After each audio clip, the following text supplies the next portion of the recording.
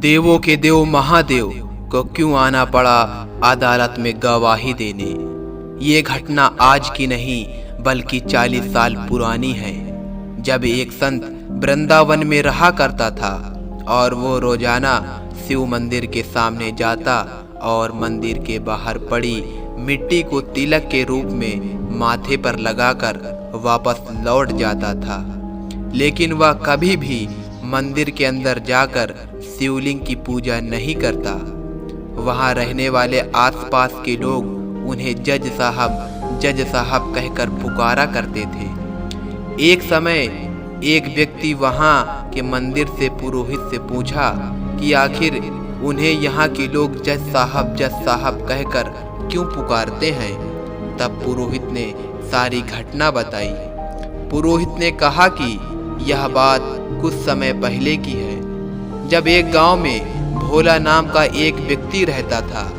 वह काफी भोला और गरीब था। जब वह अपनी बेटी की शादी करने लगा तब वह गांव के जमींदार से ब्याज लिया।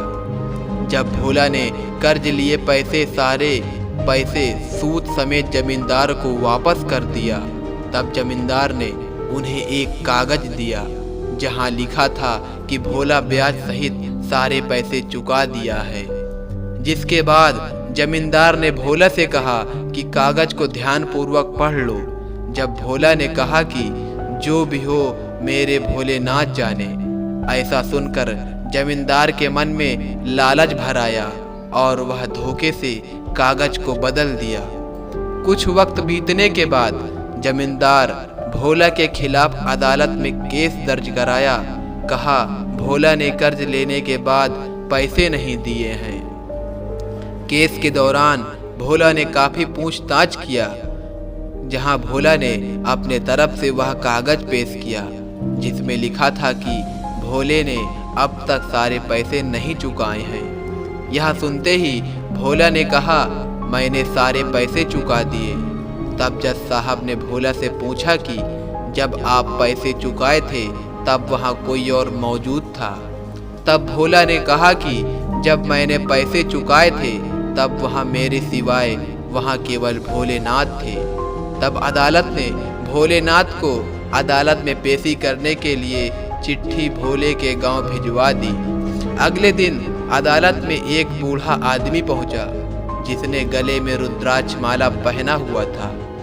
अदालत में आते ही बूढ़े व्यक्ति ने गवाही दिया कि भोला बेकसूर है। जज ने जब बूढ़े व्यक्ति से सबूत मांगा तो तब व्यक्ति ने कहा कि जमींदार के कमरे में तीसरे कबर्ड में रखी फाइल नंबर 12 में सारे सबूत दिए गए हैं। जब पता लगाया गया तो वह सबूत बिल्कुल सच साबित हुआ।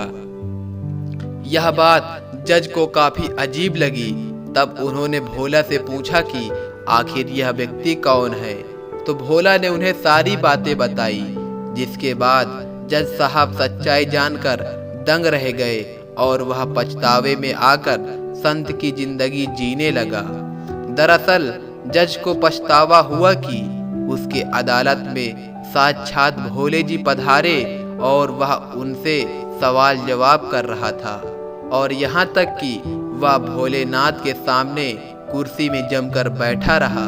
इसी वजह से वह प्रायः खड़ा रहता और कभी भी मंदिर के अंदर नहीं जाता। तो दोस्तों, यह कहानी, ये घटना अगर आपको पसंद आई हो तो वीडियो को लाइक करके चैनल को सब्सक्राइब